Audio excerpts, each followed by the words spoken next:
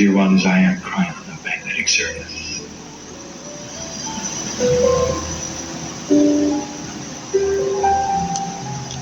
Again, we are here in a way that may seem strange to many. I want you to get used to hearing this voice.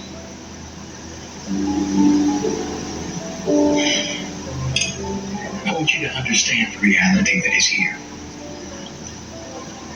You would ask yourself, human being, is this real? You might say, Kryon, I'm having a hard time believing that you're really channeling that the voice comes from the other side of the veil. It's so difficult. If that's what you're saying today, human being, I will say, blessed are you. For these are honest words coming from one who is struggling to work out of the three-dimensional box. And what happens is that slowly, if you ask the right questions of your own self, of your own belief, of your own psyche, you start getting shown things you didn't expect. For if indeed it is a quantum experience on the other side of the veil, if indeed I am linearizing this conversation and presenting it to my partner, if this is true, this is a quantum experience. And that means that language is only a small part of it. That the audio that you would hear or the words that are seen on the page, such a small part of it. We have spoken of something called the third language. This third language, identified some time ago, is not a language in linearity, which is the third one. It is a language of the catalyst of the three. We use the three in numerology to represent a catalytic action number. That is to say that all of you have the ability to receive what is being given at a level which is quantum and not language, and not words on a page. Even the reader of this particular message could ask for a quantum experience and be in the session with those who are in the session.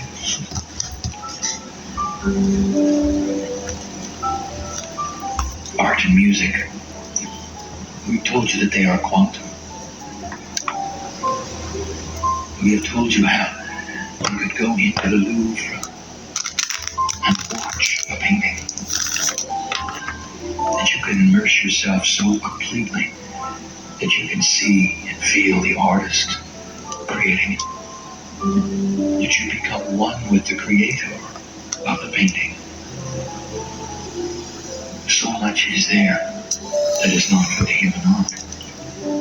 And this is the one who appreciates the art. Music touches your very soul. All of the notes playing together in unison and harmony.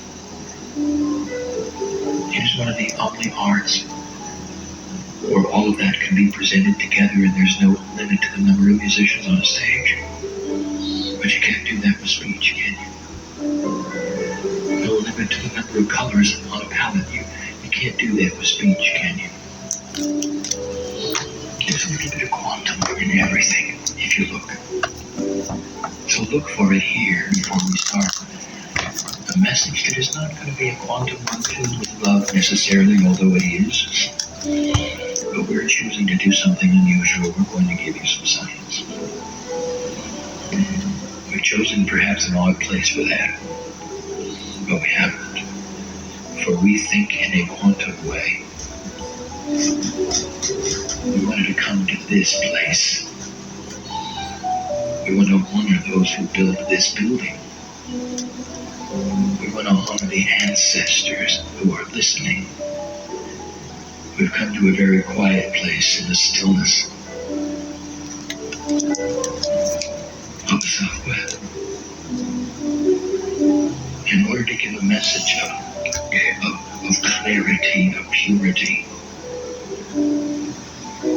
so that others will also receive it in that fashion.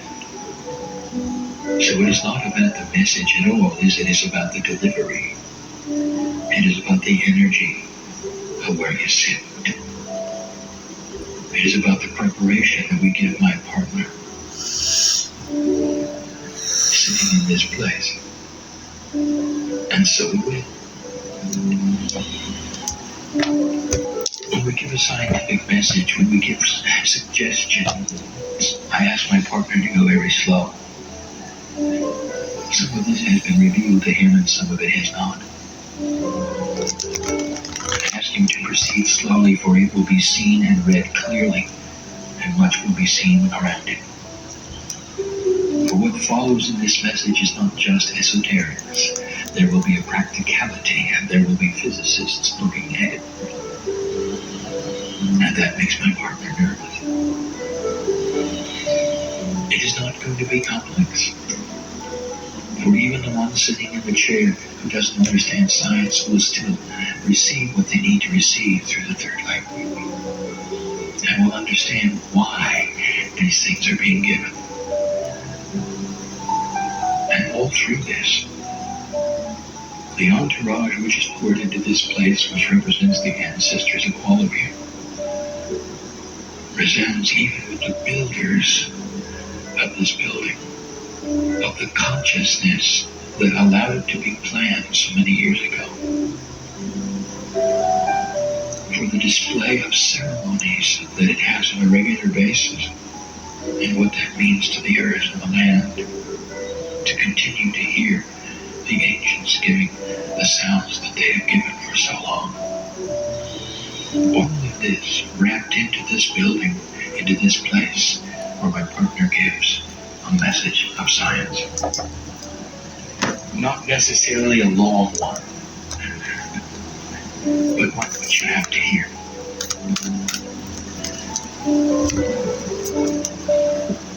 It's about the environment.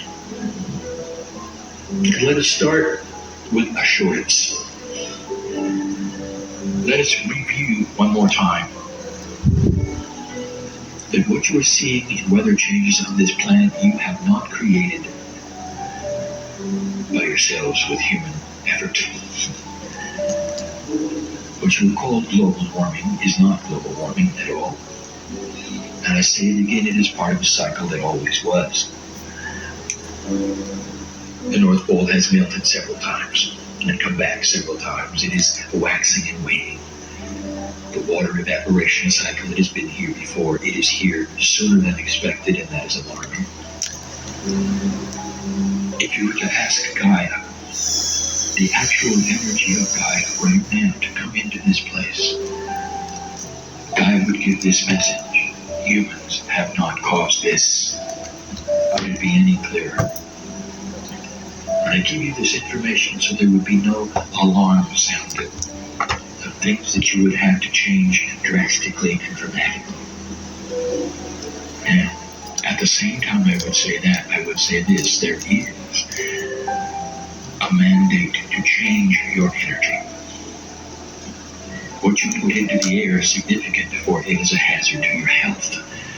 What you put into the air hurts humanity, not necessarily Gaia. Gaia is more resilient than you think. Gaia adjusts in ways you don't expect. Gaia takes care of Gaia. Clean up the air, and you will live longer. And that is one of the subjects of today. It's going to get colder. That's one of the subjects of today. You're going to need more energy. That is the subject of today. And we have given you the steps of creating energy easily. And we've given you advice in the past.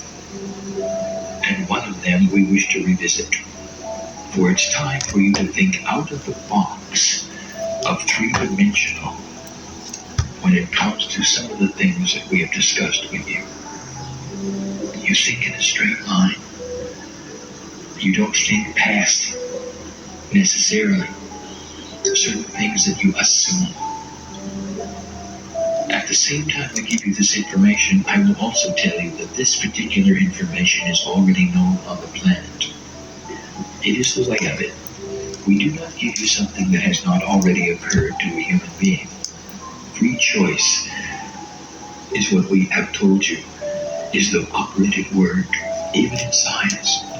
This must have occurred, and a human being must have had a situation where they're actually aware before we will give you a message like this. And the reason we do it is because one human being aware sometimes can do nothing about it. But the thought is given. When these thoughts are given to humanity, they normally land on the planet in more than one place. That is to say, epiphanies of discovery happen all at once, usually 3 to 4 times, in order to assure that they will not be lost. And so I'm going to add this voice. There is tremendous energy available from the earth for free. It is not free energy, for you have to build an extractor to get it. But it's everywhere. Absolutely everywhere. It's called geothermal energy. And it goes like this. Below your feet, not very far, not really. It's hot. Hot enough for you to drill down and create steam.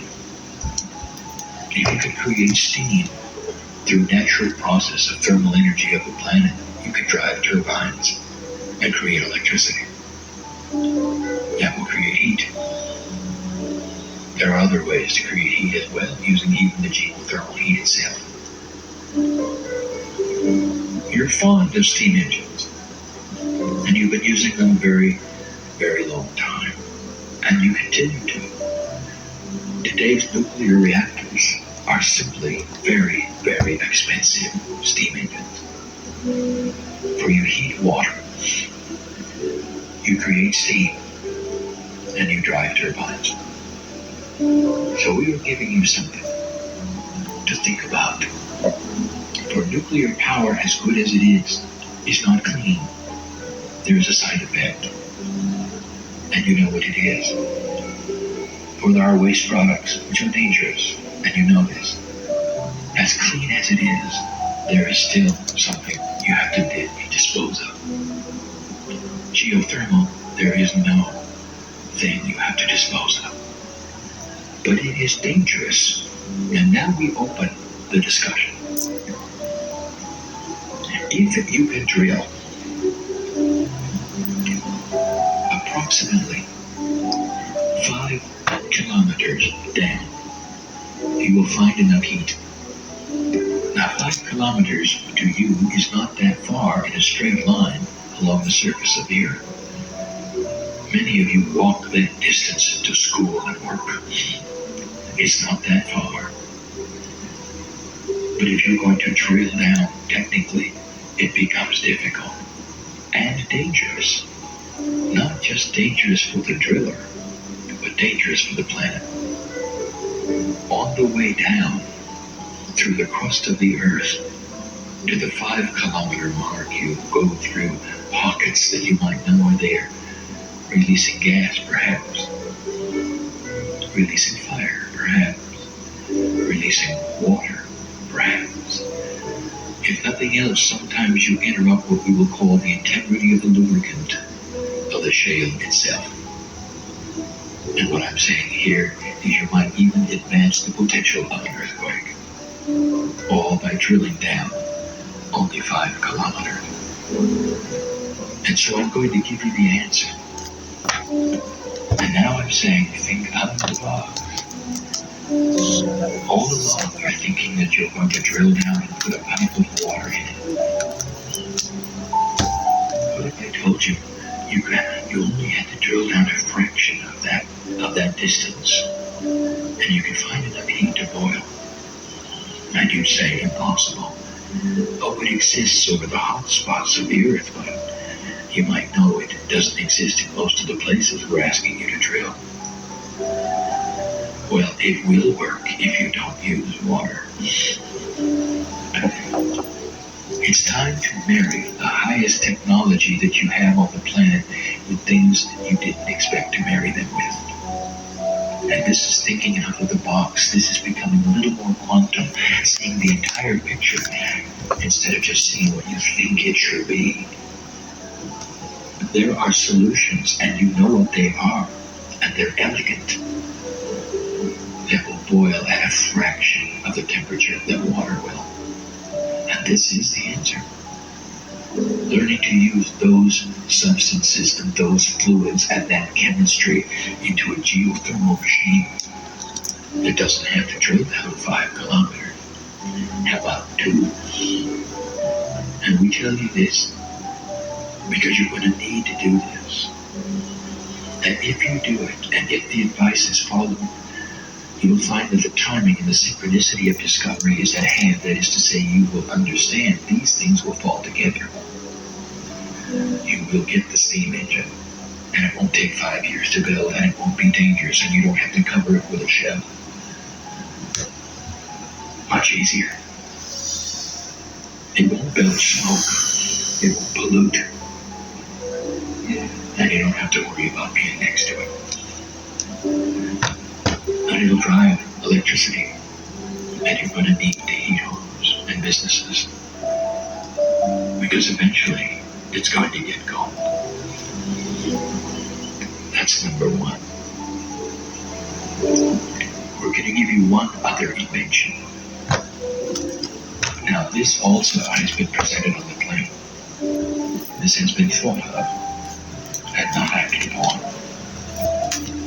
This actually is not all that new. But I will tell you that there is a situation at hand where it was inappropriately purchased and pocketed. So I'm going to give it to you, so that the public can see it, and anyone with synchronicity who listens to the message and reads the words will understand it. Even you sitting in the chairs will understand it. And the scientists and the physicists will then have to implement it.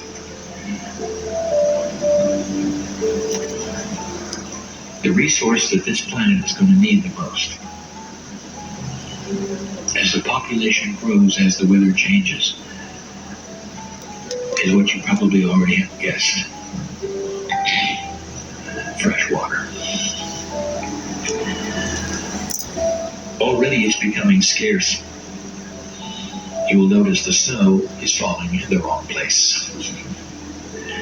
The reservoirs are built for the old energy with the old weather.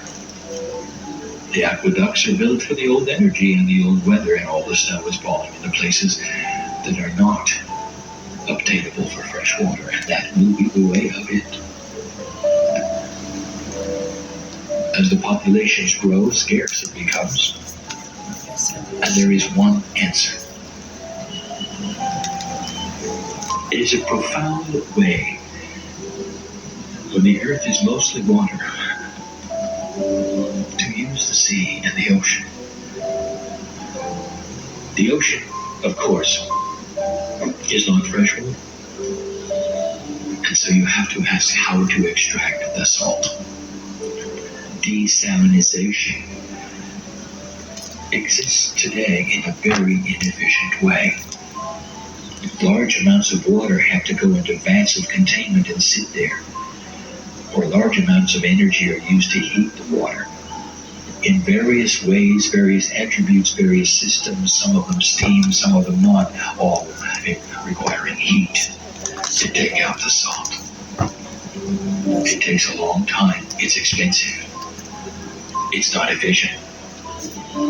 It is not tenable to desalinate for an entire city. Only in places that simply have no fresh water at all is it used. So inefficient is it. You know, I'm asking you to think out of the box, and I'm going to give you the answer. My partner, I want you to go slow here. Most of the cities on Earth, of all of the countries on Earth, the largest ones are on the coasts near the water. This is because over time, Those coastal areas were the places where trade could happen with ships and ports. And so you end up with the largest cities being on the ocean. It's a good place to start, is it not? To get water for them from the source which they can simply look at and use. The answer is not that difficult, but it requires something that has not been thought of, really. The highest technology you have today has to do with the smallest of the small. You call it nanotechnology. That which is extremely small, even taking form as what you would call robots, that could be inserted even into the bloodstream, perhaps even to seek out and kill disease. That's how small the nanoparticles are. You're making them intelligent through chemistry, through logic, through electronics, and cleverly, you find that they can do many things. Now I'm going to give you a task. You're going to build a desalinization plant where the water never stops flowing, where it can be treated and salt can be removed and a byproduct created that you have no idea about. It never has to rest. It never has to be cooked. There is no heat involved at all. It goes in one end and it comes out the other in a steady flow. In one end it's salty, and the other end it's fresh, ready then for purification. And here is the answer. Through nanotechnology, in the first stages of the system with the water flowing, you release enough nanotechnology robots that are assigned to find the salt and attach themselves to it. Except there is a caveat, and that every single robot is magnetic. I am the magnetic master, after all. All of the salt then becomes magnetic. It's not that hard. You have the chemistry for it. You have the nanotechnology. Think out of the box. Think out of the box. Chemist, physicist, you can do it. On to the next stage, flowing into the next part. Tremendous, huge electromagnets. Pulling the salt out of the water completely because the salt is magnetic. Out it goes. Oversimplified, perhaps. But this is the way of it. No heat involved. Now, the byproduct? You won't believe it. Oh, and it will be controversial when you discover it. Magnetic fields applied to water often creates water that is quite healing. Do you see where this is going? What a device that might be. It will be quantum, because it uses magnetics. And this is what we wanted to give you today. This is what we wanted to have recorded today. In this way, that you might hear it. There is so much more. And just in closing, I will tell you what we see in the future, and we're not going to give you a time frame for there is none. This information I'm about to give you could be 2 generations away, maybe 3. But it all has to do with quantum invention. Physicists, listen, I'm going to give you something you already know is possible. It is another field of science. It flies in the face of everything 3-dimensional you've ever learned.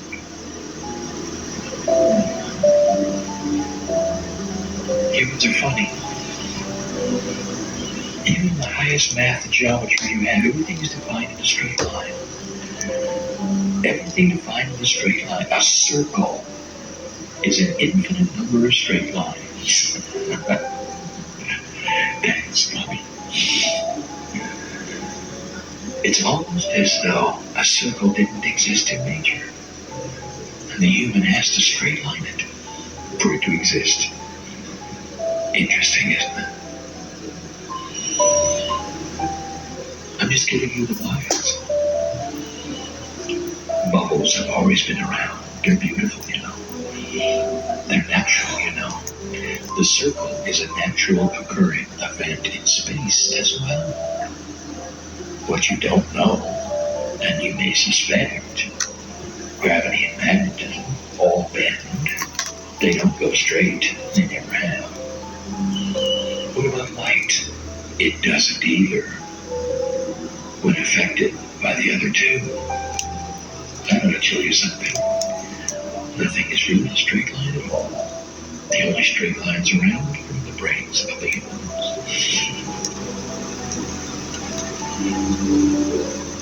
You're not using the right kind of math either, and we told you that. There is an elegance of math that is quantum. And if I begin to tell you about it, even in the simplest terms, it's going to seem overly complex. Quantum math uses something that is going to be discovered, and we're going to give it a name, and that's going to be influential numbers. Numbers that exist not with empirical values, but with values that are influenced by the numbers around them. 4 is not a 4. 4 is modified because of the numbers that sit next to it. In a formula, in linearity, in counting, each time a formula is manufactured in a quantum state, looking for a solution, all of the numbers are modified by the numbers next to them. They're influential numbers. The 4 is affected by the 5. Reduced maybe by the 3. And in quantum math, if you use influential numbers, dear ones, it is a beautiful thing when you find out the attributes of them and they are consistent. You will then have the formula for a circle being a whole number, not an irrational number at all. It won't be pi. It'll be pi solved. We asked the physicists to work it backwards if you have to get a whole number of pi. That'll give you a hint at what has to be done. Now imagine mathematics with influential numbers, where each number is not empirical but influenced by the one around it. I'm giving you high math now. And here's how it's going to serve you. Because when you start to understand it, you're finally going to understand what I'm going to call the holy grail of physics. That's a human term. In your straight line thinking, in your bias, you have all of your 3D formulas, don't you? And when you look at the basis of physics, you talk about those things which have mass. And in those things which have mass, you've even figured out atomic structure and density. All those things. And you think they're static, don't you? You think that there is a formula that is for everything. If it has so much mass, it weighs so much in a certain atmosphere, a certain gravity. You've got it all figured out. And I will tell you that all of those formulas are 3D. And as soon as you become quantum with them, they all stretch.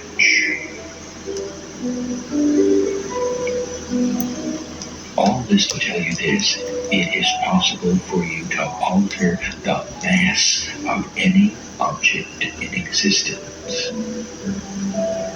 It doesn't matter how large or small or dense it is. You can alter the mass of it, and you have thought all this time that the formula is static, and it is not. In Yugoslavia, there's a workshop. Historic it is, for the man who thought out of the box.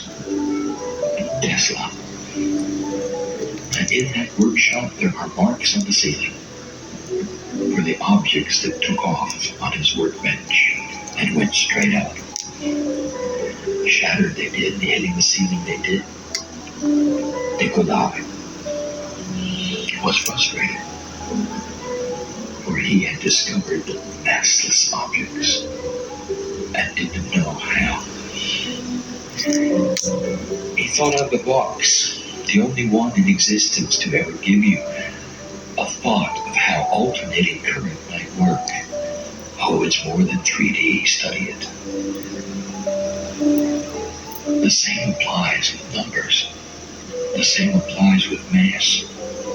And I will tell you that it is accomplished through magnetics. Always has been. And that was the experiment. In Tesla's time, without a computer, without any of the finite instruments you have today to measure what you have, he did it, but he couldn't control it. Frustrated he was. By the way, he's back. I'm not going to tell you where. Maybe he will listen to this and know what to do next. Clever it is how magnetic fields must be arranged around other magnetic fields. Even solutions that are magnetized to create fields within fields, sometimes at right angles, sometimes not, to give you a condition that will create a change in mass.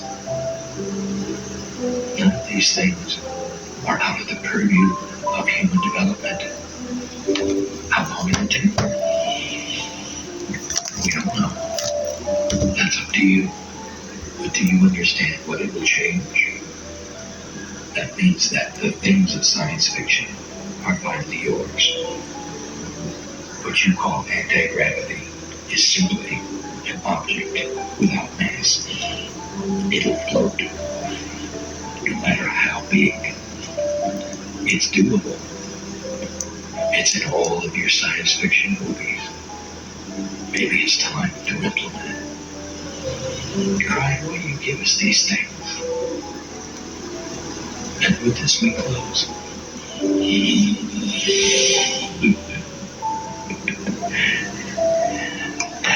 We want you to stay here.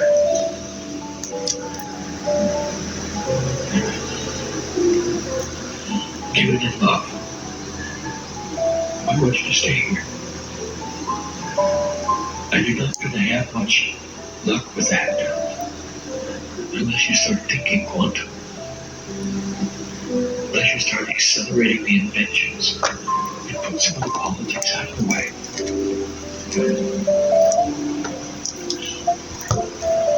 The countries which must do this are the ones that have the highest ethical abilities. And they also have the highest influential structures that are in the way of it all. It is time for the population to understand this and turn the physicists loose and not strap them with those things that are difficult and burdens. And maybe you don't know what I speak of, but they do. Because we want you to stay. In the process, there will be light extension. In the process, there will be epiphanies. In the process, you might even find that this message was accurate and true. And then you got a puzzle, don't you? Physicists, if you're listening to this, you got a puzzle. Because who is it who is speaking from the other side of the veil, giving you information that is true and real and scientific? At some level, you're going to have to say, it's the piece of you. At some level, you're going to have to admit that the spiritual and the science is alive, and that the creative energy that created the earth, that the magnetics and the gravity and all the things you studied is a piece of you. And maybe then you'll open up, and the things that you wish to have invented, all you have to do is open the box, because you already were there and you helped in their creation. How about that? all has to do with the puzzle. Is this real or not? Is Kryon real or not? Is love real or not? Well, some of you know, because you sat in the presence of the Creator today, who loves you. This family on my side of the veil loves you. It's a wonderful Valentine, isn't it? And so we say to you, dear ones, all of you, that all of the things that we talk about, whether they're scientific, whether they have to do with your Akasha or soul, the higher self, all of those things, there's only one purpose. To make the life you are living on this planet easier. For you to discover the compassion that is the glue that puts you together. Hold on. It changes the earth. My makeup's too pretty for this.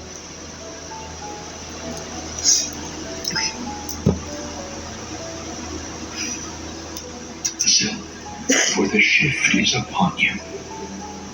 And that which you call the 2012 energy is here. Let this be what it is supposed to be. A high time of consciousness, of scientific evolution with integrity, with an economy that is a re-emergent one with integrity, with government that slowly changes with integrity. Things that you would never put together, that in the past were oxymorons, couldn't exist together. Integrity in government, integrity in insurance, integrity with banking. All of these things, a new paradigm is upon you. This shift is difficult. And we have the warrior and the worker in the chairs in front of me. And they know it. Because that's why they came. You gotta stop. And I celebrate each one. And so it is. And so it is.